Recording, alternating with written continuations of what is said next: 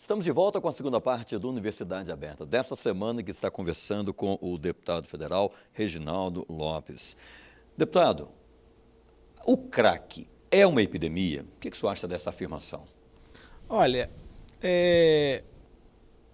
eu acho que ainda, talvez não. Sim.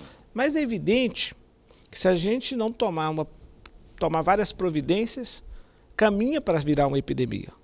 Eu diria que talvez é uma endemia. É constante o uso de crack no país, como outras drogas, né? Há 20 anos atrás era 0,2% da população que estava envolvido com drogas ilícitas. Estamos chegando aproximadamente a quase 1%. 1% é um número aproximadamente de 2 milhões de pessoas. Aí é muita coisa, né? Então, nós não temos um sistema capaz de atender nem 5% desta população. Portanto, que eu defendo que a Lei de Diretriz Orçamentária, que está tramitando na Câmara nesse momento, e amanhã vou estar apresentando uma emenda do ponto de vista que nas prioridades do governo, o enfrentamento ao crack, do ponto de vista do tratamento e acolhimento, deva ser financiado com dinheiro público. Hoje, as comunidades, as entidades filantrópicas que recebem dinheiro público são a Santa Casa e os hospitais. Então, eu estou propondo que a LDO, Lei de Diretriz Orçamentária, permita também o financiamento para as comunidades terapêuticas. Porque as comunidades terapêuticas no Brasil é que estão substituindo o Estado. A ausência de hospitais, de comunidades públicas de acolhimento e tratamento, foi substituído pelas entidades filantrópicas que têm uma experiência vitoriosa, né, ligada à Igreja Católica e Evangélica. Tem feito um trabalho sério, né? Há mais de 50 anos. Verdade. E que tem uma rede de mais de 3.500 comunidades. Portanto, não recebe um centavo do dinheiro do Estado.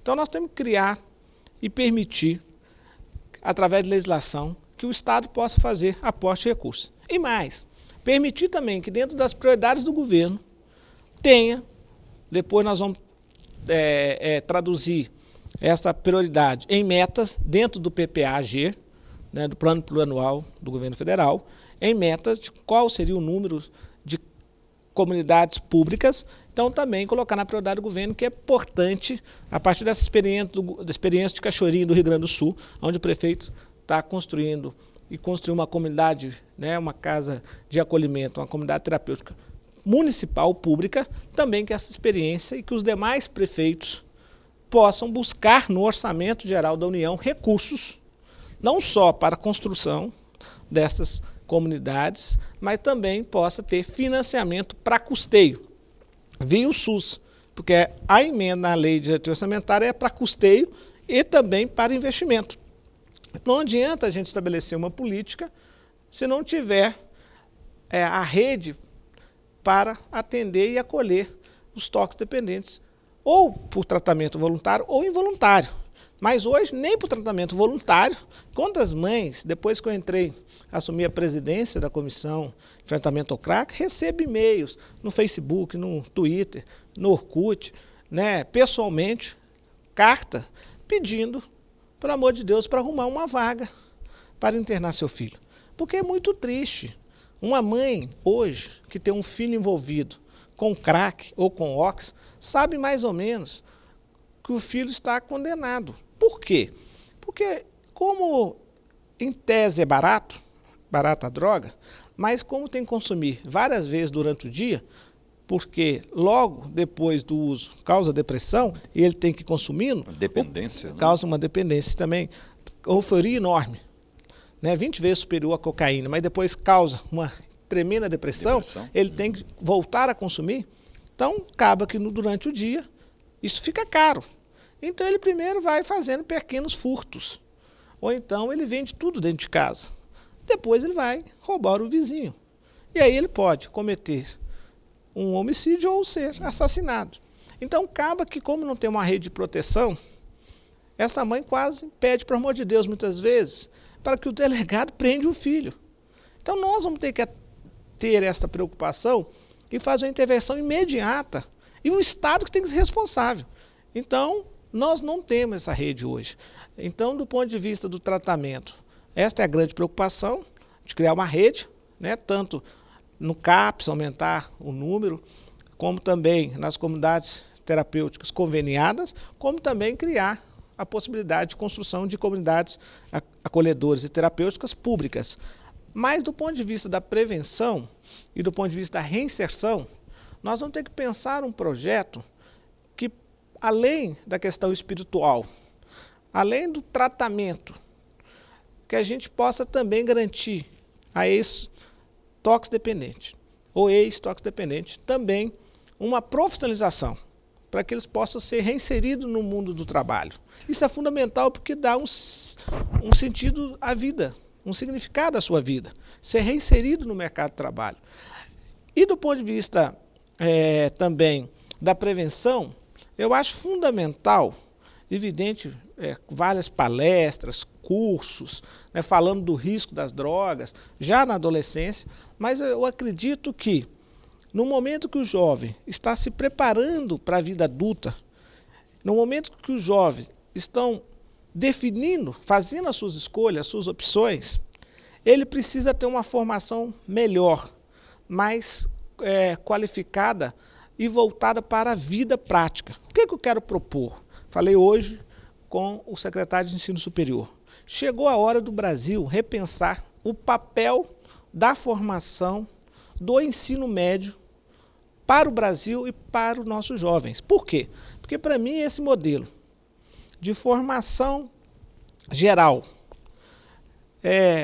que tem hoje, o projeto pedagógico do ensino médio, não dialoga mais com o jovem e nem com a necessidade do país.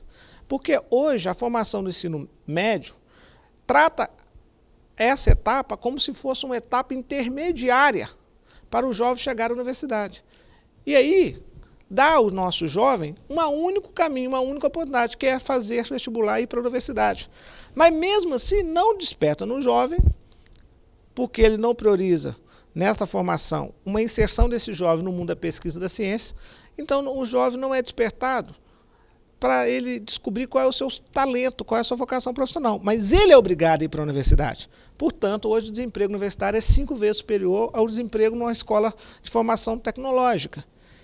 E muitos depois não exercem a profissão ou ficam profissionais frustrados. Eu acho que o ensino médio precisa ser reformulado em 4 dimensões. A dimensão do trabalho, a dimensão da cultura, a dimensão da ciência e a dimensão da profissionalização. O ensino médio não pode ser tratado como mais uma etapa da educação. Ele tem que ser tratado como etapa final da educação básica. Portanto, ele encerra um ciclo da sua educação. E aí ele precisa, então, essa formação tem que ter sentido para a sua vida. O senhor diria, então, a formação básica de um cidadão? Ele tem que ser formado com uma formação politécnica. Sim. Não vamos abrir mão da cultura, da arte, da ciência, mas ele tem que ter uma profissão. Porque Moldá-lo ele está encerrando numa área ali, técnica. ele está encerrando ali a etapa da formação básica e, portanto, ao concluir aquela etapa de educação básica, ele encerrou uma parte da educação. Aí ele poderá ir para o mundo do trabalho ou para o mundo da universidade. Se ele for para o mundo do trabalho, ele tem as habilidades, a escola base deu para ele as habilidades profissionais. Se ele for para a universidade despertou nele o talento profissional. Aí o pessoal fala assim, mas vai garantir emprego? Tem emprego todo mundo? A educação não tem obrigação de colocar o cidadão no emprego. A educação tem a obrigação de dar as habilidades ao cidadão para que ele possa ir ao mundo do emprego. Então, acho que essa é a grande reforma. Isso faz parte de uma política forte de prevenção. Por quê? Porque o jovem, ao ser excluído, né, ao não ter oportunidades, né, isso deixa ele com mais risco ao mundo das drogas. Não justifica, mas ele poderá, a partir de uma exclusão, ficando à margem, ele poderá ficar mais vulnerável a ter contato com o mundo das drogas. Agora, então, essa é uma política que a gente pensa. Deputado, recentemente a comissão esteve visitando a Cracolândia, como o senhor nos disse no primeiro bloco do programa. Que conclusões vocês tiraram? O que vocês viram lá? Olha, muito triste.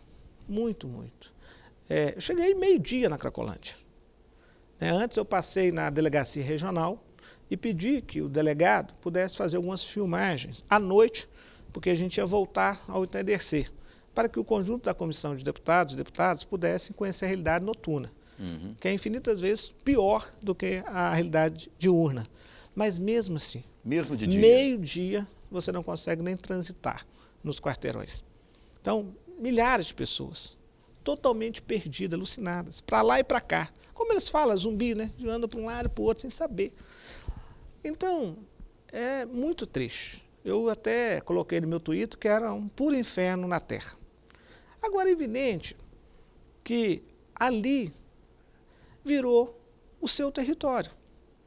Porque, ao ter envolvimento com o mundo das drogas e não ter uma proteção e uma política de Estado, ou também não teve da família, ou então a família já não existia mais, já estava totalmente desconstituída, sobrou para ele só aquele território. Porque ali ele foi reconhecido, ele foi incorporado. Porque isso é muito importante. As pessoas precisam ser reconhecidas. As pessoas não podem ser invisíveis. As pessoas precisam de visibilidade. Eu discutia muito isso, por que o Estado tinha que fazer política para a juventude. Né? Porque a juventude está aqui agora. Ela precisa de ser reconhecida, precisa ser visível. E aí o sentimento é esse. É uma realidade muito triste. Nós precisamos de uma política capaz de desfazer aquele território, mas permitindo que aquelas pessoas tenham um outro território. Um território de amor, um território de um lar decente, um território para se tratar, um território onde vai ter uma terapia ocupacional, uma terapia espiritual, aonde ele vai voltar a querer viver. Agora, tem que ser rápido, porque, lamentavelmente, tanto o crack quanto o ox têm um poder destrutivo muito rápido.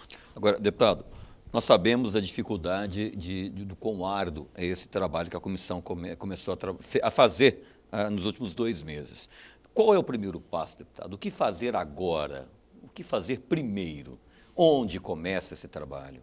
Então, nós estamos, a cada sessão, a cada terças-feiras, nós temos uma audiência pública com especialistas, a partir dos eixos que nós estabelecemos, os 5 eixos, dentro das 3 dimensões. Então, cada semana, nós estamos apresentando ou um projeto de lei ou fazendo uma indicação para o Executivo.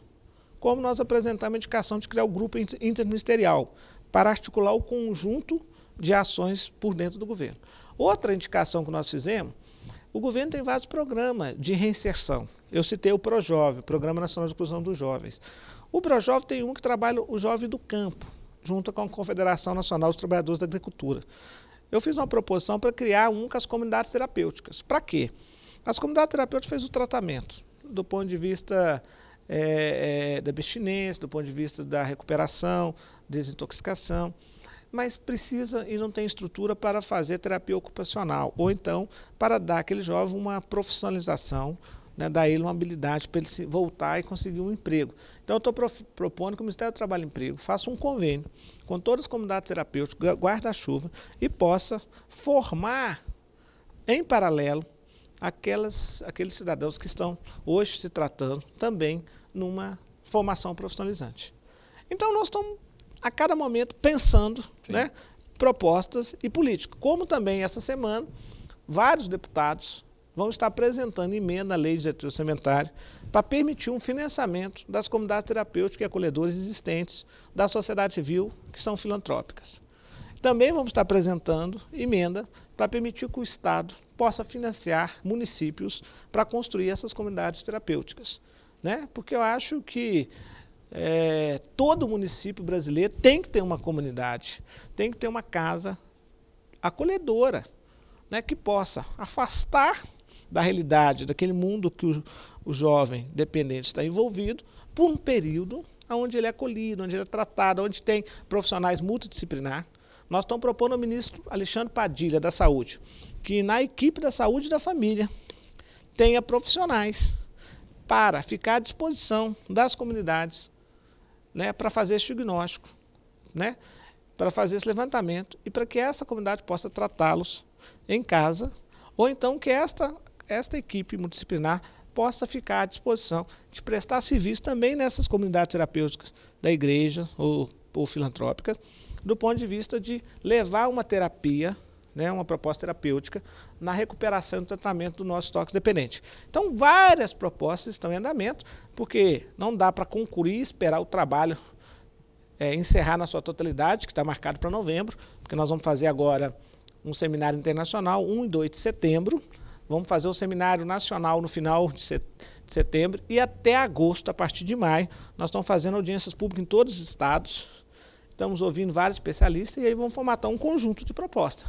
Só que tem algumas ações que são para agora, são imediatas, foram essas ações que eu citei há momentos atrás. Tá certo. Deputado, é importante destacar também que, além de ser um sério problema social, é também um problema de saúde pública e, é claro, exige a união de toda a sociedade, sim, dos municípios, do Estado, do governo federal, enfim, de toda a sociedade na luta contra esse mal que aflige nossos jovens. Deputado, seria necessário um tempo bem maior para que nós abordássemos mais e mais sobre o trabalho que a comissão vem fazendo, que começou há 2 meses, mas infelizmente o nosso tempo de Universidade Aberta é pequeno e gostaria de agradecer de forma bastante especial a presença do senhor aqui no programa desta semana. Eu que agradeço, Luciano, agradeço toda a equipe, a nossa reitoria, nosso reitor Nazareno, e também agradeço aí os nossos telespectadores, né, por estar nos assistindo. Obrigado. Obrigado, deputado. Obrigado.